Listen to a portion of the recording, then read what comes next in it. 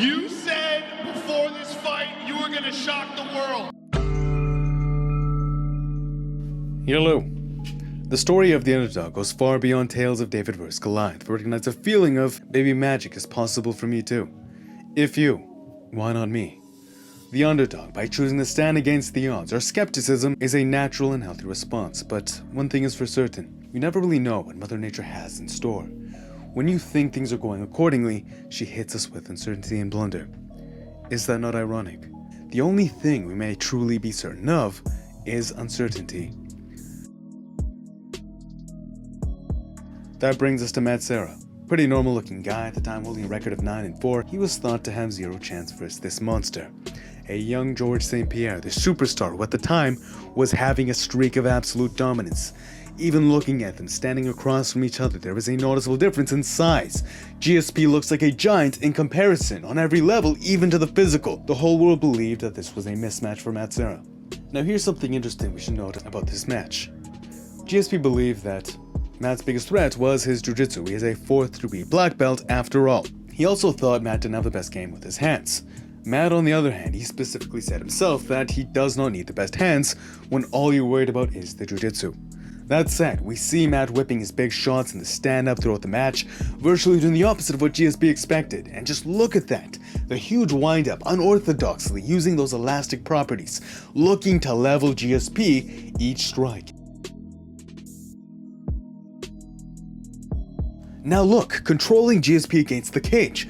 It looks like Matt really had a messy boxing match in mind. The general style was to come in with his head shell low, then crack big shots, wound back shots to the body. This was finding its success, mainly for two reasons. The ducked head alongside Matt's shorter stature shelled him up, thus made his head harder to hit. An uppercut or knee would have had more effect versus this, but more importantly, it feinted GSP's fear of Matt's jiu-jitsu.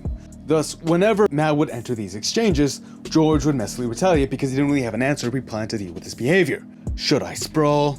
Because maybe it's a takedown, should I fire back?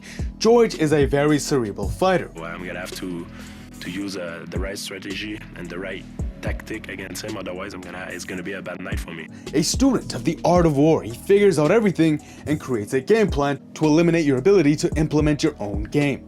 But here, he guesses incorrectly, believing Serra level changed for a takedown.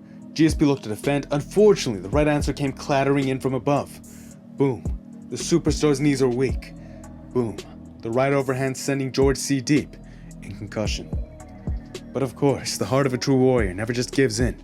Attempting to recompose himself, he takes another shot on the exit, and as the wounded warrior stands delirious, he doesn't have an answer. Thus George takes Serra's huge shot, flush, ending the fight. First round TKO. You don't gotta be the better striker to outstrike somebody in MMA, you know? He's thinking one thing and I'm doing the other, the fight could be over. It appears George's game plan was incomplete because he underestimated a component of Serra's game. This actually marked a pivotal moment in George's career, where the superstar would then henceforth go on to be recognized as the greatest welterweight of all time, winning 13 bouts in a row. But in the case of Serra, almost no one believed he had even a puncher's chance. Sun Tzu, all warfare is based on deception, hence, when we are able to attack, we must seem unable. When using our forces, we must appear inactive when we are near. We must make the enemy believe we are far away. When far away, we must make him believe we are near. Art of war. In this instance, George kept thinking one way, jiu-jitsu, careful of his jiu-jitsu, and Matt struck him where he was not looking. And now, understanding this, we may gain deeper insight into the human condition. Realism is an important tool when manipulating the variables of reality, but its tragic downside often becomes pessimism. That is because in the game of probabilities that is the universe, it's so easy to see the odds against you. We mortals, a punny bag of chemicals sitting on a rock orbiting constant danger. But to have a look at yourself and believe what you have is real. It's important, it sounds so simple, maybe even cliche, but we must remember, it has always been the dreamer who felt he could take us to the stars, and did. It's okay if the whole world does not believe in you. All of that is irrelevant because at the end of the day, it's you who's decided to put in the work and stand in that arena, not them.